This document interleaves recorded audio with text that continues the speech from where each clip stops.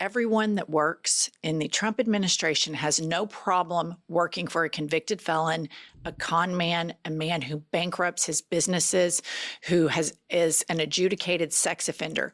All of them are fine with this. So when they arrive at their jobs in this administration, the immorality is already in place. It is assumed. And here we have Pam Bondi right here, who is our top DOJ person.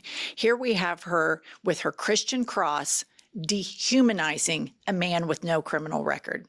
Maryland is safer because he is gone, and that woman that he is married to and that child he had with her, they are safer tonight because he is out of our country and sitting in El Salvador where he belongs. Okay, this is just abhorrent. I cannot believe that we are living in a country that 90 days after this evil administration is put into place, they all wear their Christian crosses and they work for this convicted felon, and they get on TV every day, gaslight and dehumanize other human beings, all in the name of Jesus and Trump. This is disgusting. Pam Bondi is an absolute disgrace. And I was thinking, we went so fast when Trump first appointed Matt Gaetz, and then he went immediately to Pam Bondi. That should have been the biggest red flag, because she has done his dirty work. You pointed out to me that's her job, to be a propagandist. But what I find the most interesting is she talks about people taken off the street as chattel, yet wants to prosecute as domestic terrorists people that damage Tesla, which is a property crime.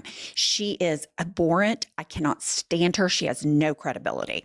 Pam Bondi, what you have to realize, the reason she's never in her office working and that she's on Fox News all the time, because the number one job of this administration is propaganda. Like any authoritarian regime, they're moving quickly and they keep trying to propagandize their base. And this is where Rupert Murdoch is the most culpable, immoral man on the planet. Give me a break. You come over to this country, you make billions of dollars. Rupert and all of his kids should be ashamed of themselves. That company, Fox News, that this woman goes on all the time and spews her lies, that is destroying a company that has fed you and your family beyond any dream you could have ever imagined. And you are a participant in the dismantling of this country, in the dismantling of Western alliances. And you are complicit in sending innocent people to a concentration camp in El Salvador. It is disgusting. Rupert Murdoch and all of the Murdochs should be ashamed that they continue to allow these lies and these egregious human rights violations to be propagandized on their network. It is a disgrace. Next up, we have Pam Bondi telling all Americans that we should apologize to the person that she worships, that wears a full face of makeup every day, Donald Trump.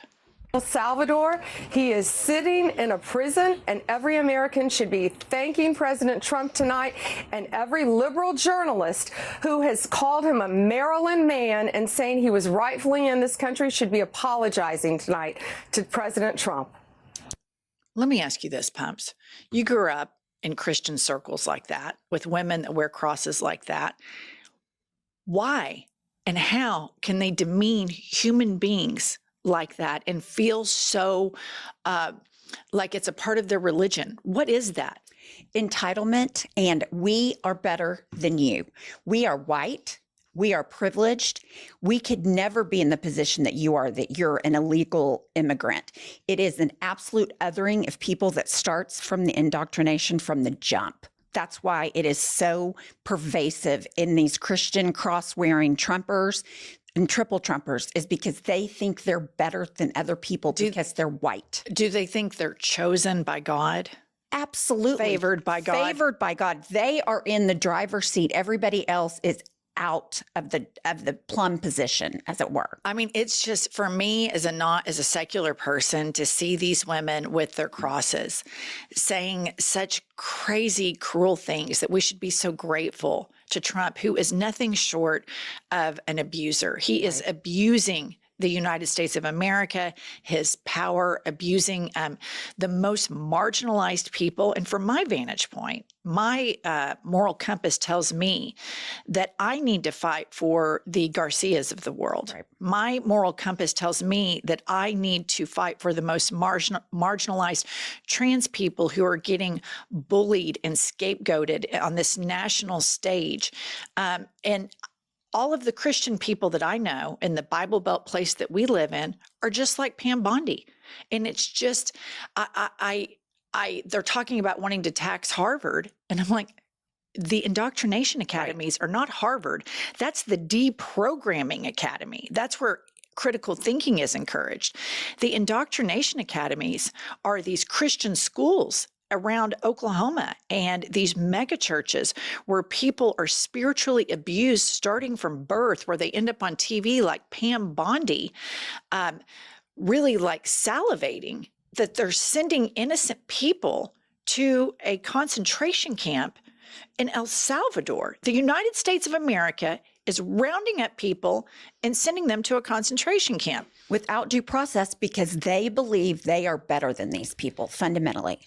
All right, Pam Bondi's own link that she put on Twitter, let's put this up. It says U.S. Department of Homeland Security. It has his name, Kilmar Garcia, and it says previous criminal history. And then below that, it says subject has no criminal history. So what everybody needs to come to terms with right now is that our allies in the world are El Salvador. Mm-hmm.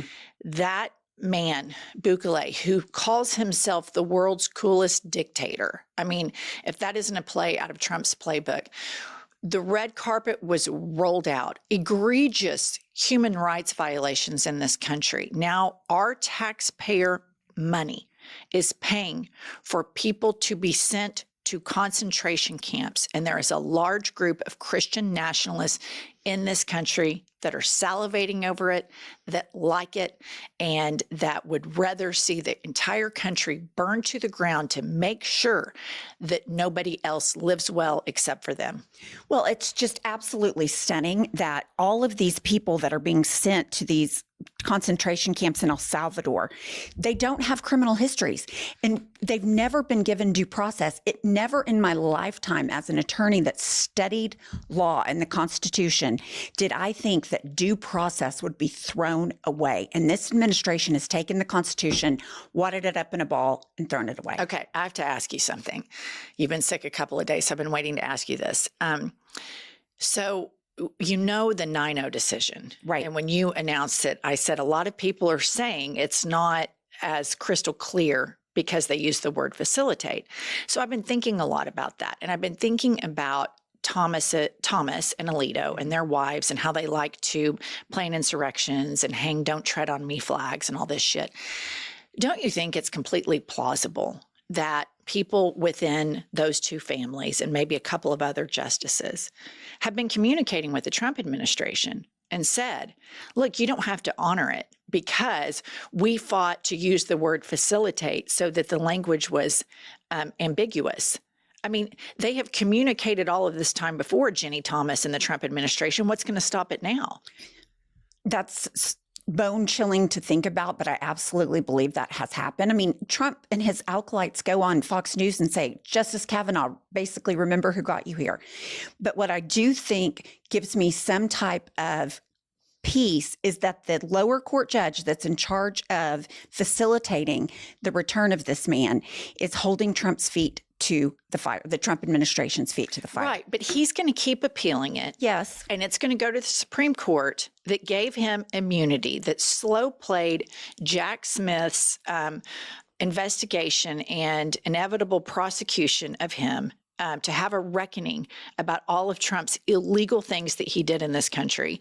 And the Supreme Court protected him. And so I just don't have a whole lot of faith in that court to protect democracy because every single time these MAGA Republicans can, they've been emasculated and dehumanized by him. Right. And they've sold everything down the river and their entire identity is this one man. I don't have any peace whatsoever that at the end of the day, they're not going to abdicate their power in the same fashion that Marco Rubio, Pam Bondi, and all these other crazy sycophants have. Okay, next up we have J.D. Vance, and here he goes, full Hitler propaganda. Listen to this. And there was a wisdom in what Richard Nixon said approximately 40, 50 years ago. He said, and I quote, "The professors are the enemy." Okay, this is so ridiculous. This man went to Yale, and this man is completely an absolute diabolical disgrace that is partnered up with these weird Silicon Valley billionaires that hate women and want to dismantle democracy. I'm talking about Peter Thiel, this Curtis Yarvin, and J.D. Vance, and Elon Musk. These people want Ivy Leagues for them, and then they want to depict that they're going to teach this dark Enlightenment bullshit. And here's what's so short-sighted about these billionaires. There's literally a historical record wherein you can look to see what happens with authoritarian governments and dictatorships. They always fall. Maybe, maybe America turns authoritarian for 10 years. Maybe it's 75 years. But at the end of the day, it will fall. Human beings want to live free. Human beings want to have equal and fair opportunity. These oligarchs don't want it. And all of these MAGA bullshit Christian nationalists that run around with their crosses, J.D. Vance can't even defend his wife, do not want that for you. No, they want to be in complete power. And the through line between the billionaires and the Christians is they think they're entitled to the power and nobody else should have it. Next up, we have J.D. Vance in a classic projection via tweet. Put this up. He says, "I hate this smug, self-assured bullshit. Quote, I know I'm right, and people must be dumb or immoral to disagree with me. It's an easy way to go through life because then you never have to think seriously about why your worldview is a justification for the mass invasion of the country my ancestors built with their bare hands." And what I have to say to you, J.D. Vance, white man, is your ancestors didn't build jack shit. African American slaves did all of the manual labor that built this country. That is intellectually dishonest. You're the smug prick that nobody likes. That is the fundamental fucking problem as to why everybody is pissed off. You are race baiting and feeding this bullshit. And it is so unfair and it is so historically inaccurate to claim that. It is just, we were on the cusp of really starting to have serious conversations about reconciling our horrific past with racism and slavery. These slaves were raped. They had no freedom. They were dehumanized. They were demoralized. Exactly what the Trump administration is doing to immigrants now. This is gaslighting. This is abusive. And all of these MAGA people run around like battered wives when they do shit like this. I've never seen anything like it. Well, I feel like the whole country is in a cycle of abuse. But I just want to say this. I am not going to take lessons in principle from somebody that's changed his name a handful of times, that used to be pro-immigration. Now he's a racist. Like, do not talk to me about principle, J.D. Vance, because you have none. You go to the highest bidder and the most power, full stop. Okay. And then lastly, I just want to leave you all with this. Remember how I started this episode. None of these people have any problem working for a convicted felon. For most people, they would have a problem with that. This convicted felon attempted a coup. Most people that are intellectual and have a moral compass would have a problem with that. Well, here's another dipshit that has no problem with that. And this is cosplay Barbie, Kristi Noem. And here, now she's saying that Harvard University won't be able to enroll international students unless it hands over records about their protest activity and disciplinary files. They want to be thought police. They want to be thought police. And they're pushing this narrative that if you oppose the horrible actions of the Israeli government, that somehow you're anti-Semitic. And that is such bullshit. It is a total fucking lie. You can both be upset about what happened on October 7th, and then you can be double and triple upset that the number one killer of babies and children in this world right now is Israel. And you don't have to pick a side on that. Both of those things can upset you at the same time. But I want to remind all of the people in the world that this administration, they're all evangelical Christians. And let me tell you what evangelical Christians think about Jews. You're supposed to be in your places in Israel before the rapture comes. And then Jesus is going to come down, take them, all of those racist dipshits, to heaven, and all the Jews are going to burn in hell for all eternity. So that's like short-sighted support, and it's total bullshit. And if I've heard it once, I've heard it a million times in the Bible Belt. These evangelical Christians go, well, I love the Jews. My Lord and personal Savior is a Jew.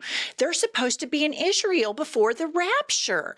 This is real. These people are cuckoo. They are both anti-Semitic, and they don't like Palestinians because they're brown.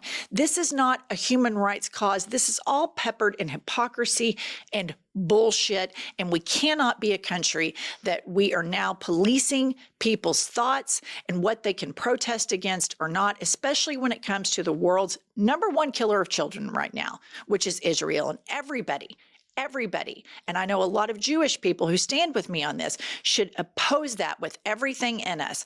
All right, this has been an uplifting episode of IHIP News. We're trying to get to 1 million subs. Subscribe, and we'll see you all later.